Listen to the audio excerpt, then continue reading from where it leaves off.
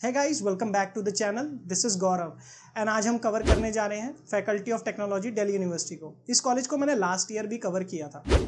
ये college start हुआ है 2023 में, यानी कि लास्ट ईयर ही। अभी इसमें कुछ ज़्यादा बैचेस एनरोल नहीं हुए, सिर्फ एक ही बैच चल रहा है जो कि 2023 वाला बैच है, और ये नेक्स्ट ईयर यानी कि इस साल 2024 के एडमिशन्स के लिए मैं ये वीडियो बना रहा हूँ। इस कॉलेज पे रजिस्ट्रेशन करने की जो लास्ट डेट है वो है 25 मई। तो अगर आप 25 मई को रात के 12 बजे से पहले ये वीडियो देख रहे हैं तो आप इसके लिए रजिस्टर कर सकते हैं। और जो इसके बाद ये वीडियो देख रहे हैं यानी कि 25 मई के बाद, उनके लिए भी एक स्पेशल ऑप्शन है यहाँ पर रजिस्ट्रेशन या फिर से काउंसलिंग में बैठने का। उसको मैं वीडियो में आगे बताऊंगा, तो वीडियो पूरा देखें। तो यहाँ पर बात करते हैं एलिजिबिलिटी क्राइटेरिया की। तो यहाँ पर दो मेन एलिजिबिलिटी क्राइटेरिया है। द फर्स्ट वन इज कि आपने 12th पास की हो विद पीसीएम। आपके पीसीएम, अगर आप जनरल कैटेगरी के स्टूडेंट हैं तो उसमें आपके 60% एग्रीगेट मार्क्स होने चाहिए, यानी कि एवरेज ऑफ पीसीएम। इसके अलावा अगर आप ओबीसी से बिलोंग करते हैं तो आपको 55% मार्क्स चाहिए इन क्लास 12th। इसके अलावा अगर आप एससी एसटी कैटेगरी से बिलोंग करते हैं तो 50% मार्क्स आपके लिए एक एलिजिबिलिटी क्राइटेरिया है। इसके अलावा आपको जेई मेंस एक क्राइटेरिया है, आपको जेई मेंस पेपर 1 देना होगा, यानी कि जेई मेंस में आपकी एक रैंक होगी। उस बेसिस पे ही आप यहाँ पर आगे रजिस्ट्रेशन कर पाएंगे, आगे काउंसलिंग में पार्ट ले पाएंगे। तो बात करते हैं यहाँ पर ब्रांचेज ऑफर की। यहाँ पर 3 मेन ब्रांचेज ऑफर होती है आपको, जो कि अभी ये न्यू कॉलेज है, इस वजह से यहाँ पर सिर्फ अभी 3 ही ब्रांचेज हैं। पहला जो आपको मेन ब्रांच यहाँ देखने को मिलता है वो है कंप्यूटर साइंस इंजीनियरिंग, CSE। इसके अलावा आपको यहाँ पर एक और ब्रांच देखने को मिलती है जो कि है इलेक्ट्रॉनिक्स एंड कम्युनिकेशन, ECE। इसके अलावा यहाँ पर एक आपको थर्ड ब्रांच देखने को मिलेगी जो कि है इलेक्ट्रिकल इंजीनियरिंग। तो यहाँ पर अभी कुल मिला के 3 ब्रांचेज हैं। अगर मैं यहाँ पर सीट मैट्रिक्स की बात करूँ तो यहाँ पर कुल मिला के हर ब्रांच में 134 सीट्स हैं। अगर मैं इंडिविजुअल कैटेगरी वाइज सीट्स की बात करूँ तो यहाँ पर जनरल के लिए 48 सीट्स है इन ईच ब्रांच। इसके अलावा अगर आप EWS कैटेगरी से बिलोंग करते हैं तो उनके लिए 12 सीट्स हैं। इसके अलावा अगर आप अदर किसी कैटेगरी से बिलोंग करते हैं तो आपके स्क्रीन पे सबके सीट मैट्रिक्स आ रहे होंगे, आप स्क्रीन को पॉज करके देख सकते हैं। इसके अलावा अगर हम बात करें यहाँ पर एडमिशन क्राइटेरिया की, तो एडमिशन क्राइटेरिया यहाँ पर जेई मेंस है, और जेई मेंस में यहाँ पर आपकी कैटेगरी रैंक नहीं, बेसिकली CRL रैंक होती है, जो कि होती है कॉमन रैंक लिस्ट। आपकी जो कॉमन रैंक आती है, जो आपकी ऑल इंडिया रैंक होती है, उसके बेसिस पे यहाँ एडमिशन होता है। बेस्ड ऑन डैट अगर आप किसी कैटेगरी से बिलोंग करते हैं तो उसके लिए जो कट ऑफ होती है वो थोड़ी ज़्यादा जाती है, यानी आपका ज़्यादा रैंक पे भी एडमिशन हो जाता है। तो रैंक से बात करते हैं तो सीधा हम चलते हैं कट ऑफ पे। तो मेरे पास लास्ट ईयर की कट ऑफ्स हैं इंक्लूडिंग स्पॉट राउंड। तो मैं आपको स्पॉट राउंड इंक्लूड करके बताऊंगा कि क्या कट ऑफ्स हैं। अगर मैं बात करूं यहाँ पर कट ऑफ की, तो यहाँ पर कंप्यूटर साइंस इंजीनियरिंग की लास्ट ईयर स्पॉट राउंड में जो कट ऑफ गई थी वो थी 60,000, यानी कि अगर आपकी 60,000 तक रैंक थी तो आपको कंप्यूटर साइंस इंजीनियरिंग मिल जाता था। बट मैं सेफर साइड के लिए आपको ये बोलूँगा कि आपकी 40,000 तक रैंक है तो आप रेगुलर राउंड जो होते हैं उनमें आपको सीट मिल सकती है आराम से कंप्यूटर साइंस इंजीनियरिंग की। इसके अलावा अगर आप बात करें ECE की, तो वो 80,000 पे आपको मिली थी स्पॉट राउंड पे, जो जनरल कैटेगरी का स्टूडेंट था। इसके अलावा अगर मैं बात करूँ ECE की, तो 1 लाख तक आपको यहाँ पर एडमिशन देखने को मिल जाता है। आपको डबली जैसी ब्रांच में, इलेक्ट्रिकल इंजीनियरिंग जैसी ब्रांच में यहाँ पर 1 लाख के अंडर पे एडमिशन देखने को मिलता है। तो मैंने लास्ट ईयर भी एक एक्सपेक्टेड कट ऑफ बताई थी इस कॉलेज के लिए, और वो काफ़ी हद तक इससे सेम निकली है। तो इसके अलावा आप देख सकते हैं आपकी स्क्रीन पे OBC के लिए भी कट ऑफ आ रही होगी। अगर आप OBC कैंडिडेट हैं तो आप इसे पॉज करके देख सकते हैं। इसके अलावा हम देख सकते हैं यहाँ पर SC के लिए कट ऑफ काफ़ी ज़्यादा आगे तक गई है, SC कैंडिडेट और ST कैंडिडेट के लिए भी। तो आप अगर जिस भी कैटेगरी से बिलोंग करते हैं, प्लीज़ स्क्रीन को पॉज करके आप ये कट ऑफ देख सकते हैं।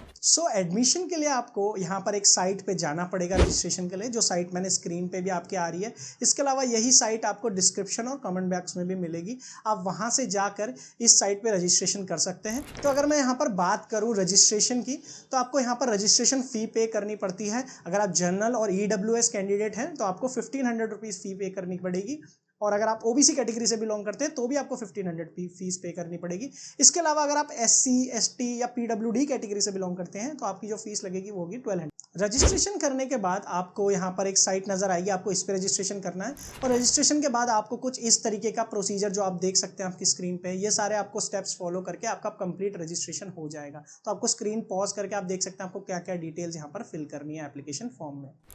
तो बात करते हैं यार यहाँ पर फीस स्ट्रक्चर की।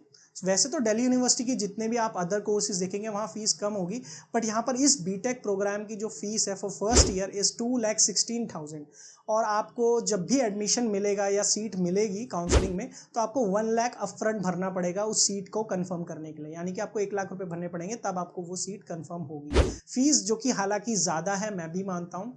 इसके लिए यहाँ पर एक फीस रिलैक्सेशन है और आप कह सकते हैं एक टाइप की स्कॉलरशिप है। उस स्कॉलरशिप के लिए अवेल करने के लिए आपके पास 2 क्राइटेरिया है।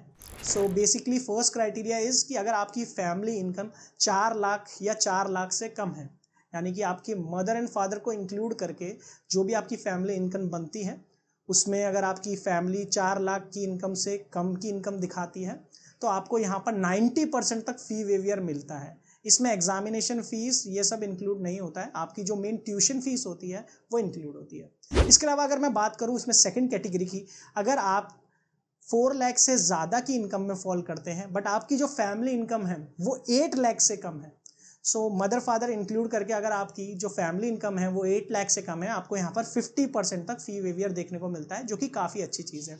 इसके लिए आपको डॉक्यूमेंट्स लग सकते हैं, लाइक आपका EWS का सर्टिफिकेट लग सकता है, आपकी फैमिली इनकम सर्टिफिकेट लग सकता है। इसके अलावा अगर आपके पास BPL कार्ड वगैरह है तो ये सब चीज़ें आपकी लग सकती हैं। तो बात करते हैं यहाँ पर एक और बहुत ज़्यादा इम्पॉर्टेंट चीज़ की, जो कि है लैपटॉप कॉस्ट रीइंबर्समेंट स्कीम।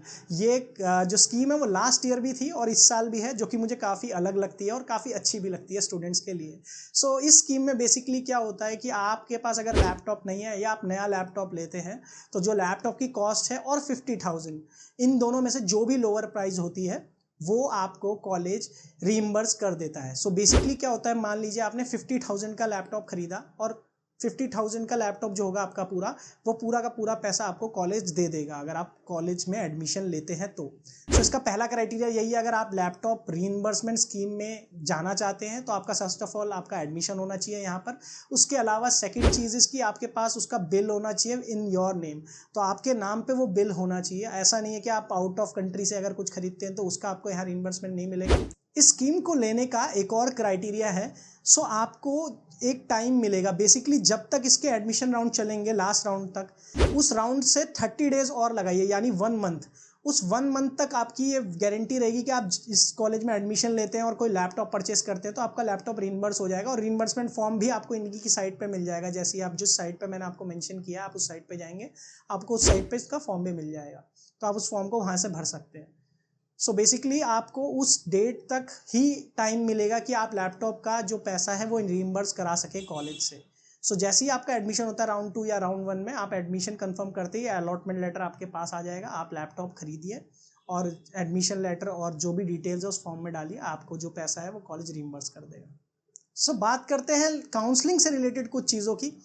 जैसे कि मैंने स्टार्ट में बताया था, अगर आप वीडियो अभी तक देख रहे हैं तो आपके लिए एक बहुत इंपॉर्टेंट इन्फॉर्मेशन है जो कि है MID एंट्री।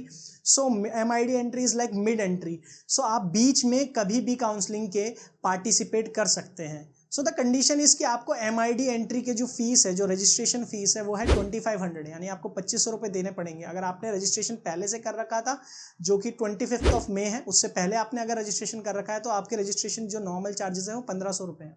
बट अगर आप किसी बीच राउंड में पार्टिसिपेट करना चाहते हैं, सपोज आपको नहीं पता चला था कॉलेज के बारे में एंड देन आप अब पार्टिसिपेट करना चाहते हैं, जैसे कि आप राउंड 2 में भी पार्टिसिपेट कर सकते हैं, तो आपको मिड एंट्री के जो हैं चार्जेस देने पड़ेंगे 2500। इसमें एक और कंडीशन है कि अगर राउंड 1 में जितनी सीटें चली गई होंगी ऑलरेडी, मतलब बच्चों को अलॉट हो गई होगी, तो उन सीटों पे अब आप पार्टिसिपेट नहीं कर पाएंगे। तो हमेशा जो भी आपका पार्टिसिपेशन होगा वो रहेगा रिमेनिंग सीट पे। एट द एंड में यहाँ पर बताना चाहूँगा इनकी रिफंड पॉलिसी के बारे में। यहाँ पर एक रिफंड पॉलिसी है।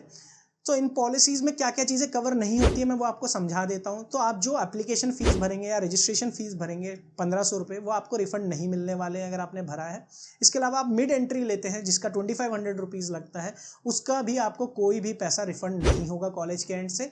इसके अलावा जब आप सीट क्लेम करते हैं तो आपको 1 लाख रुपये अपफ्रंट भरना पड़ता है। उस फीस को आप रिक्लेम कर सकते हैं, लेकिन उसके लिए भी कंडीशन है कि आपको एक सर्टेन डेट बता दी जाएगी। इस डेट तक अगर आप सीट को वापस कर देते हैं कॉलेज को तो आपको 1 लाख में से 5000 रुपीज़ कट के मिलेगा अगर आप इस सीट को पर्टिकुलर टाइम तक दे देते हैं। अगर आपने सीट कंफर्म करके रख ली एंड पर्टिकुलर टाइम तक आपने विड्रॉ नहीं किया है अपना एडमिशन, विड्रॉल पॉलिसी के तहत आपको यहाँ पर फीस नहीं मिलेगी। सो आप इन चीज़ का बहुत अच्छे से ध्यान रखना। अगर आपको कहीं और बेटर सीट मिल जाती है तो आप अपनी सीट छोड़ के 1 लाख में से आपके 5,000 डिडक्ट होकर 95,000 आपको मिल जाएंगे। सो आप इस चीज़ का बहुत ध्यान रख सकते हो। एट दी एंड कंक्लूजन की ओर बढ़ते हैं। सो कंक्लूजन यही है, अगर आपको किसी टायर 1 कॉलेज में लाइक स्टेट लेवल, अगर आप किसी कॉलेज में पढ़ रहे हैं, अगर मैं यहाँ पर दिल्ली में कंपेयर करूँ NSUT DTU, अगर आपको वहाँ पर कंप्यूटर साइंस रिलेटेड ब्रांचेस नहीं मिल पा रही हैं like software engineering, computer science engineering, IIT, MCE, अगर इस तरीके की ब्रांचेस नहीं मिलती हैं और यहाँ पर कंप्यूटर साइंस मिलता है तो आप कंसिडर कर सकते हैं, क्योंकि यहाँ पर जो कंप्यूटर साइंस है वो कॉमन सी बात है गवर्नमेंट कॉलेज है। और DU का एक और कॉलेज है CIC क्लस्टर इनोवेशन सेंटर, वो काफ़ी अच्छा परफॉर्म कर रहा है क्योंकि वो ऑलरेडी DU में काफ़ी टाइम पहले से और वहाँ पर बच्चे काफ़ी ज़्यादा प्लेस्ड हैं और उसका जो कल्चर है वो काफ़ी ज़्यादा यूनिक है। अगर आप CIC पे वीडियो देखना चाहते हैं तो आप मेरी इस वीडियो को फॉलो कर सकते हैं।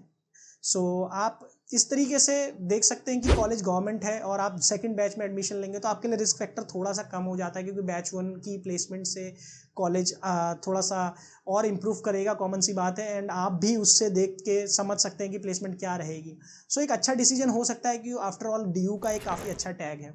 बाकी आप मेरे चैनल को सब्सक्राइब कर सकते हैं ऐसी ही अपडेट्स के लिए, और मैं काफ़ी ज़्यादा इंपॉर्टेंट चीज़ें लाता रहता हूँ स्टूडेंट्स के लिए और काफ़ी ज़्यादा अंडररेटेड चीज़ों को कवर करता हूँ।